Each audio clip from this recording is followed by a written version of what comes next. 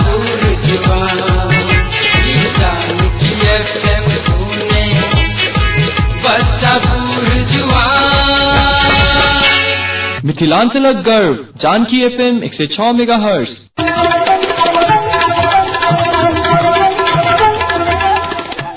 नमस्कार, Janaki FM 106 megahertz Janaki समाचार में अपने के स्वागत है। अनिल सा सुनल जाओ समाचार। एकनुक मुख्य समाचार।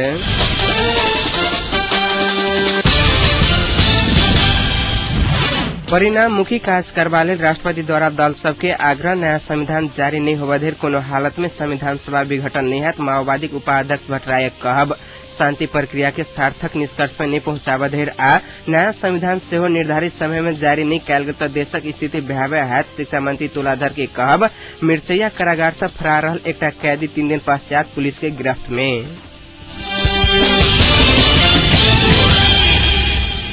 जानकी एफएम आई अपन 4 वर्ष पूरा कर 5म वर्ष में प्रवेश कैलक। 2064 वैशाख 17 गते आज दिन से जानकी एफएम के शुरुआत भेल रहे। जै हिसाब से जानकी एफएम अपने सबके सेवा पहुंचाबित आयल वह हिसाब से आगामी दिन में सेहो क्रियाशील रहत। संगे समुदाय के सहयोग, विज्ञापनदाता के सहयोग एवं संपूर्ण गोटे के सहयोग आगामी दिन में सेहो अहिना रहत आशा करैत अपने संपूर्ण लोकन में जानकी एफएम परिवार हार्दिक आभार प्रकट करैत अछि।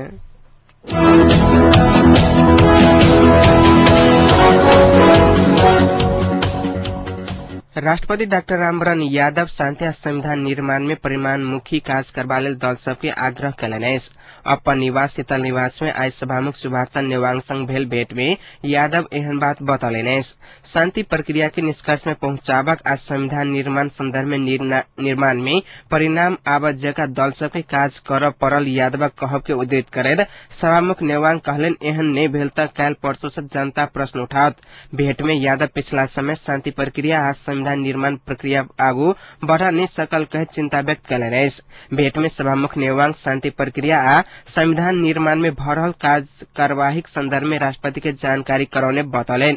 वो दल सभक प्रतिबद्धता भेला के बाद हो शांति प्रक्रिया आगू बढ़ा नहीं सकल तथा 19 गते से शुरू होने वाला बजट अधिवेशन प्रति प्रतिपक्षी दलक असहमति संदर्भ में सेहो राष्ट्रपति के जानकारी करौने छलैथ।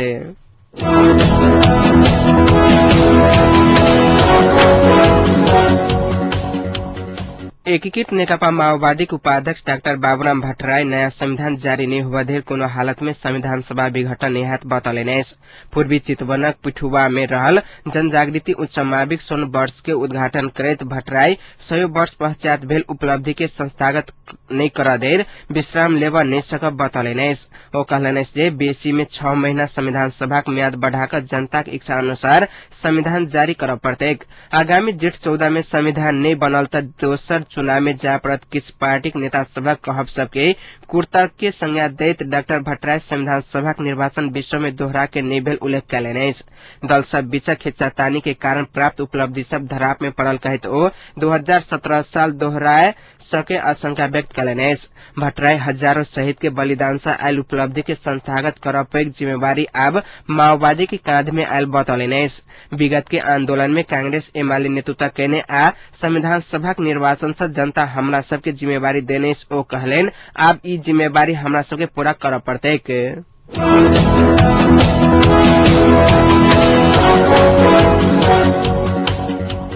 बारा के कोचरबा स्थित प्रहरी चौकी में कार्यरत एक प्रहरी जवान के भारतीय नागरिक मारपीट कर घायल बनौलक। भारत पूर्वी चंपारण के झोरोखर पंचायत गौवा सबके मारपीट से प्रहरी चौकी कोचरबा में कार्यरत प्रहरी जवान रणधीर कुमार शाह घायल भेल। आई सीमा में रहल झोरोखर पोखर के दक्षिणबारी मुहार में अनहर बिहार से खसल गाछ के भारतीय नागरिक ल जाहल अवस्था में नेपाल प्रहरी रोकला के बाद विवाद उत्पन्न भेल। विवाद के क्रम में कम से कम 40-50 गोटे के संख्या में रहल भारतीय नागरिक शाह के मारपीट करने जिला प्रहरी कार्यालय बारा जनौलक। मारपीट में संलग्न रहल 16 गोटे के भारतीय नागरिक विरुद्ध भारत के झोरोखर प्रहरी थाना में उजुरी देल गेल पुलिस जनौलक।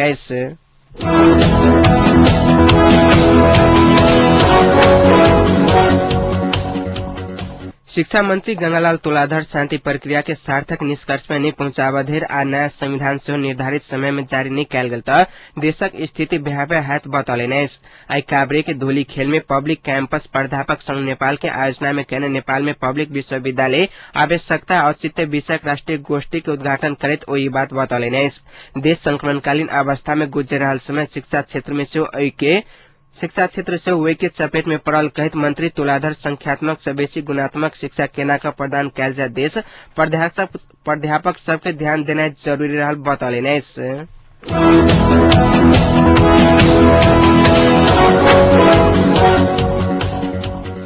क्षेत्रीय उच्च माध्यमिक समन्वय समिति उच्च माध्यमिक विद्यालय परीक्षा के मर्यादित बनाबक लेल परीक्षा केन्द्र से 50 मीटर धेर के निषेधित क्षेत्र घोषणा करक निर्णय कयलक अछि। तेना परीक्षा में मोबाइल ऊपर प्रतिबंध लगाओल गेल अछि त विशेष पर्यवेक्षक नहीं राखक समेत निर्णय कयलक अछि। क्षेत्रीय उच्च माध्यमिक समन्वय समिति मोहतरिक मठियानी में भेल बैसार से संबंधित विषयक शिक्षा के निरीक्षक आ संबंधित केन्द्रक शिक्षा के पर्यवेक्षक नहीं राखक निर्णय कयलक अछि। परीक्षा अमर्यादित भेल चारू दिशा उपराग आबि रहल समय समन्वय समिति मोहतरी परीक्षा मर्यादित बनावक निर्णय करैत समाज आ संचार माध्यम सब संग विशेष सहयोग लेबक निर्णय कयलक अछि। स्थानीय श्री राम उच्च माध्यमिक विद्यालय प्राचार्य अमीरी लाल मंडलक अध्यक्षता आ समन्वय समिति के अध्यक्ष डाक्टर राम सौगात राय के प्रमुख आतिथ्य में भेल बैसार से परीक्षा हॉल में परीक्षार्थी प्रवेश करने से पहले खाम तलाशी करक निर्णय कहने समन्वय समिति के महासचिव विजय दत्त बतौलेन। निर्णय लागू भ गेल त धनुषा मोहतरी सर्लाही सहितक जिला में परीक्षा मर्यादित हैत। मोहतरी प्रमुख जिला अधिकारी तेज प्रसाद पौडेल परीक्षा मर्यादित बनाबक लेल कोनो प्रकार की कसर बाकी नहीं राखब प्रतिबद्धता जनौलेन। बैसार में विभिन्न 45टा उच्च माध्यमिक विद्यालय संचालक सबके सहभागिता रहल सहकर्मी नागेन्द्र कंज जानकारी दिलेन।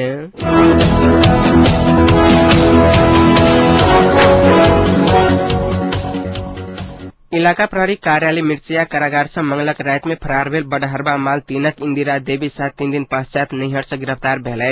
मलहनिया बार्ता स्थित अपन नैहर घर में नुकाकर बैसल अवस्था में पुलिस गिरफ्तार करने प्रहरी निरीक्षक वैद्यनाथ यादव बतौलेन। शाह अपन सास के हत्या आरोप में गिरफ्तार पड़ल। महिला कैदी बंदी के थुना में राखक कोठली नहीं भेला के कारण एकटा अलग कोठली में इंदिरा के रखने सल मुदा 1:30 बजे के समय में ड्यूटी में खटल एकटा महिला पुलिस से चोरा कर भागे में सफल भेल सल। बडहरबा माल 55 वर्षीय जगती देवी शाह के चैत 5 गते हत्या कयल गेल जिला प्रहरी कार्यालय सिराहा जनौलक अछि।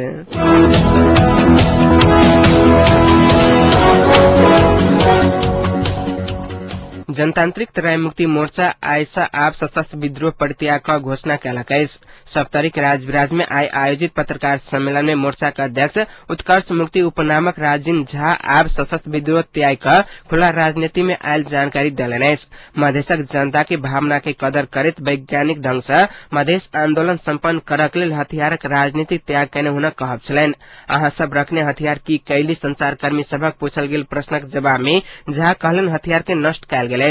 मोर्चा सरकार संघक वार्ता आंदोलन के एक के साथ आगू बढ़ावा झा बतौलेन। मोर्चा माओवादी नेतृत्वक सरकारक पाला से सरकार संग वार्तारत अछि।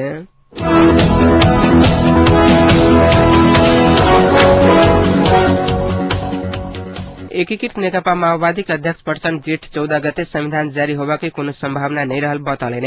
आई चितवन के भरतपुर विमानस्थल में संचारकर्मी सब संग बातचीत करत प्रचंड कहलन से जेठ 14 में संविधान घोषणा के संभावना नहीं मुदा संविधान की मसौदा आवत प्रमुख 3 दल बीच संविधान के बाकी काम आगू बढ़ावक आ संवैधानिक समिति के सक्रिय बनावक सहमति भेल वो जानकारी दिलन।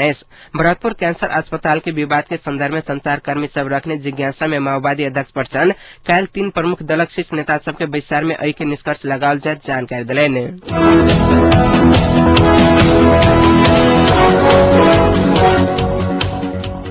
अब खेल समाचार। इंडियन प्रीमियर लीग आईपीएल के 2020 क्रिकेट प्रतियोगिता अंतर्गत अखन कोची तुस्कर केरला आ दिल्ली डेयर डेविल्स बीच खेल भ रहल अछि।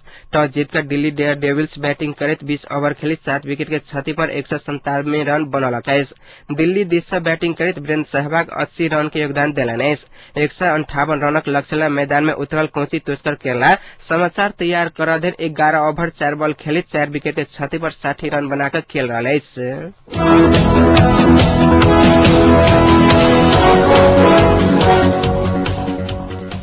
अब जनकपुरक तापक्रम। अखन जनकपुरक तापक्रम 36 डिग्री सेल्सियस रहल अछि।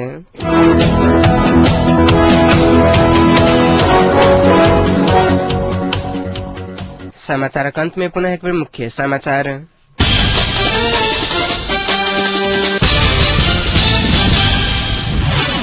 परिणाममुखी काज करवाले राष्ट्रपतिद्वारा दल सबके आग्रह नयाँ संविधान जारी नहीं होवा देर कोनो हालत में संविधान सभा विघटन नेहात माओवादी उपाध्यक्ष भट्टराय कहब शांति प्रक्रिया के सार्थक निष्कर्ष में नहीं पहुंचावा देर आ नया संविधान से निर्धारित समय में जारी नहीं कैल गेल तो देशक स्थिति बेहाबे हाथ शिक्षा मंत्री तुलाधर के कहब मिर्चैया कारागार से फरार रहल एकटा कैदी 3 दिन पश्चात पुलिस के गिरफ्त में।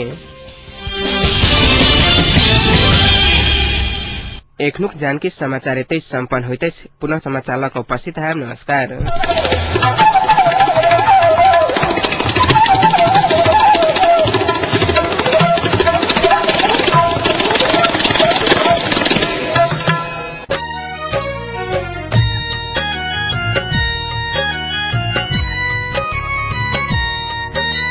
मिथिला के कला संस्कृति संस्कार के करे उजागर देश विदेशक समाचार सब घर घर में पहुँचावे सुनू यही ना झूमू अपन रेडियो अपन तार सुनू यही ना झूमू अपन रेडियो अपन तार Janaki FM 106 megahertz Janaki FM 106 megahertz Janaki FM 106